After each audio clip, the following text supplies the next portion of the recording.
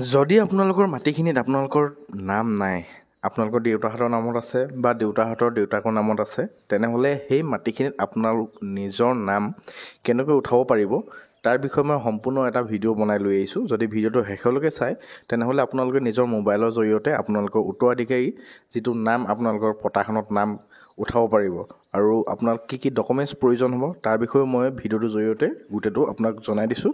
যদি আপোনালোকে মোৰ ভিডিঅ'টো শেষলৈকে সম্পূৰ্ণকৈ চায় তেনেহ'লে যিখিনি মাটি আপোনালোকৰ দেউতাৰ নামত বা আপোনালোকৰ দেউতাকৰ নামত যদি আছে তেনেহ'লে সেই মাটিখিনিৰ নাম আপোনালোকে নিজৰ নামত কৰিব পাৰিব।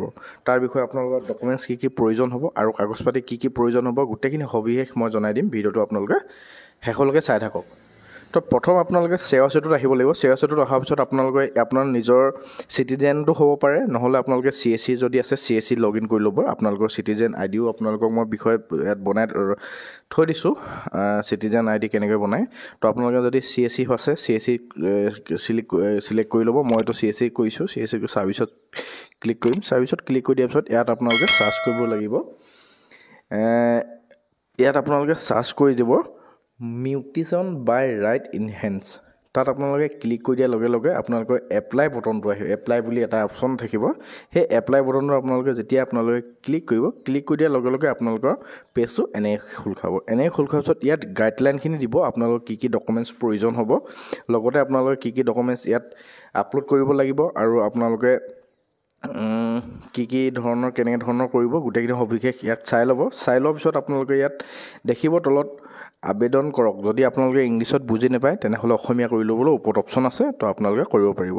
তো এইখিনি কৰি লোৱাৰ পিছত আপোনালোকে এনেকৈ আহি যাব। এনেকৈ অহাৰ পিছত আপোনালোকে আবেদন কৰক যিটো অপশ্যন আছে তাত, নহ'লে এপ্লাই আহিব। এপ্লাই বটনটোত আপোনালোকে যেতিয়া ক্লিক কৰিব, ক্লিক কৰি দিয়াৰ পিছত আপোনালোকৰ পেজটো বেলেগ এটা পেজলৈ যাবগৈ। সেই পেজটোত আপোনালোকৰ প্ৰয়োজন হ'ব আধাৰ কাৰ্ড নাইতো পান কাৰ্ড। যদি আপোনালোকৰ আধাৰ কাৰ্ড দি কৰিব বিচাৰে আধাৰ কাৰ্ড দি কৰিব লাগিব। তেতিয়া আপোনালোকৰ আধাৰ কাৰ্ডৰ যিটো মোবাইল নম্বৰ আছে সেই মোবাইল নম্বৰ আপোনালোকৰ প্ৰয়োজন হ'ব। যদি আপোনালোকে পান কাৰ্ড দি কৰে তেনেহ'লে পান কাৰ্ডৰ নম্বৰটো এণ্টাৰ কৰি দিয়াৰ লগে লগে আপোনাৰ ডিটেইলছখিনি সবিশেষখিনি গোটেইখিনি ফিল আপ কৰি পিনি আপোনালোকে পান কাৰ্ডতে আপোনালোকে এপ্লাই কৰিব পাৰিব। তো প্ৰথম আপোনালোকে ইয়াত নামটো লিখিব, আপোনালোকৰ যিজন ব্যক্তিয়ে এপ্লাই কৰিব তেখেতৰ নামটো, আৰু যিজন ব্যক্তি এপ্লাই কৰিব তেখেতৰ মোবাইল নম্বৰ আৰু আপোনাৰ এড্ৰেছটো আৰু পিনক'ড, এইখিনি গোটেইখিনি ফিল আপ কৰি পিনি আপোনালোকে প্ৰচিডত ক্লিক কৰি দিব লাগিব। তো আপোনালোকে এইখিনি ভালদৰে শুধৰণিকৈ ফিল আপ কৰি ল'ব। ফিল আপ কৰি আপুনি প্ৰচেছত ক্লিক কৰিব। ক্লিক কৰি দিয়াৰ পিছত ইয়াত প্ৰচিড কৰিব। প্ৰচিড কৰি দিয়াৰ পিছত আপোনালোকৰ পেজটো এনেকৈ খোল খাব।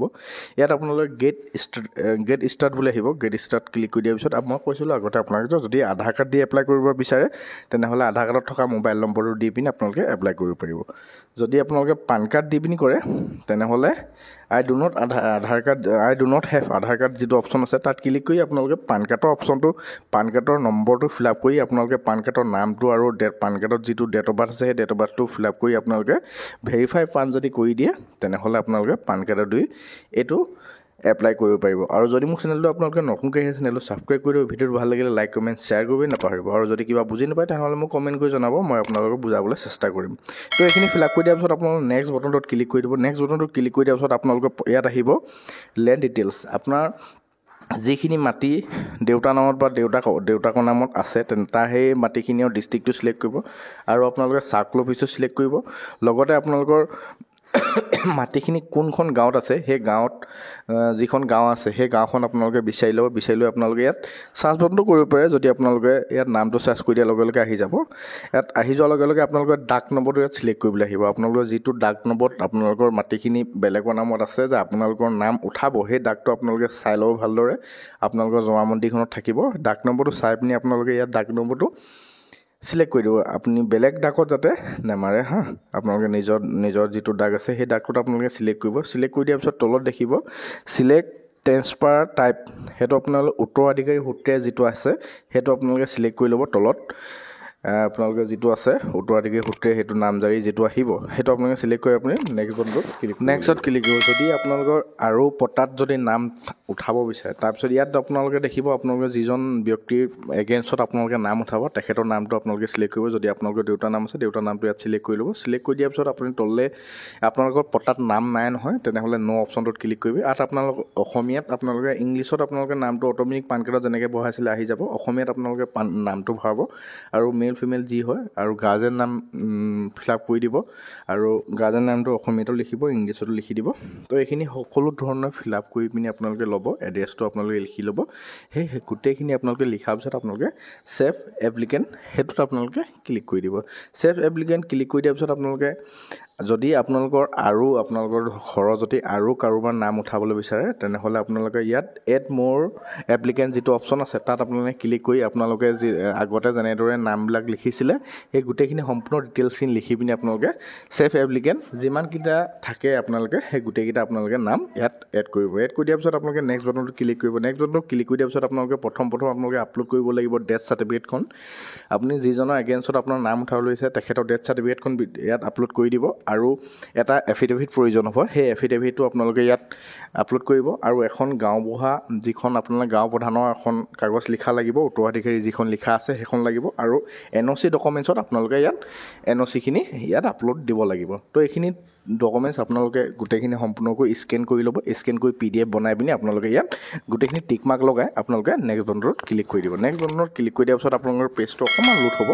লোড হৈ পিনি আপোনালোকৰ ইয়াত গোটেই ডিটেইলছখিনি ওলাই আহিব আপোনালোকৰ নাম সঠিককৈ হৈছে নে নাই হোৱা তো গোটেইখিনি আপোনালোকে ইয়াত ওলাব আপোনালোকৰ ডাক নম্বৰ হয় নহয় সঠিক হয় নহয় গোটেইখিনি চাই ল'ব চাই লৈ টিক মাৰ্ক লগাই ফিনিচিঙত ক্লিক কৰি দিব ফিনিচিঙত ক্লিক কৰি দিয়াৰ লগে লগে আপোনালোকে ইয়াত এটা এমাউণ্ট দিব লাগিব চেয়াৰটো মানে মেইন অফিচলৈ এইটোত আপোনালোকে সেই এইটোত কিমান স্কেন কৰিছিলে কিমান পেজ আপুনি আপলোড দিছিলে গোটেইখিনি তথ্য ভৰাই পিনি আপোনালোকে পে'মেণ্টটো কাটি দিব পে'মেণ্টটো UPI জৰিয়তে সকলোৱে জানে এই পে'মেণ্টটো কেনেকৈ কাটিব লাগে এই কাটি দিয়াৰ পিছতে আপোনালোকৰ উত্তৰাধিকাৰী এটা ৰিচিপ্ট ওলাব সেই ৰিচিপ্টটো আপোনালোকে ধুনীয়াকৈ ৰাখি থ'ব কাৰণ আপোনালোকে 10-15 দিনৰ পিছত আপোনালোকে ট্ৰেক কৰি চাব পাৰিব চেয়াৰটো ট্ৰেক কৰি চোৱাৰ পিছত যদি আপোনাৰ ডেলিভাৰী দেখায় তেনেহ'লে আপোনালোকৰ নাম আপোনালোকৰ মাটিখিনিত উঠি যাব যদি আপোনালোকে ট্ৰেক কৰি যদি তাত আণ্ডাৰ প্ৰচেছিং হৈ যায় তেনেকৈ টাইম লাগিব তো আপোনালোকে পে'মেণ্টখিনি গোটেইখিনি সম্পূৰ্ণ তথ্যকৈ গোটেই ভিডিঅ'টোত বুজি পালে নাই পোৱা কমেণ্ট কৰি জনাব যদি বুজি পাইছে তেনেহ'লে আপোনালোকে নিজৰ মোবাইলতে কৰিব পাৰিব তো আজি বিশেষ ভিডিঅ' বনোৱা উদ্দেশ্যটো এইটোৱে আছিলে যদি মোৰ চেনেলটো আপোনালোকে নতুনকৈ আহিছিলে তেনেহ'লে চেনেলটো ছাবস্ক্ৰাইব কৰি দিয়ক ভিডিঅ'টো ভাল লাগিলে লাইক কমেণ্ট শ্বেয়াৰ কৰিবই নাপাহৰিব তো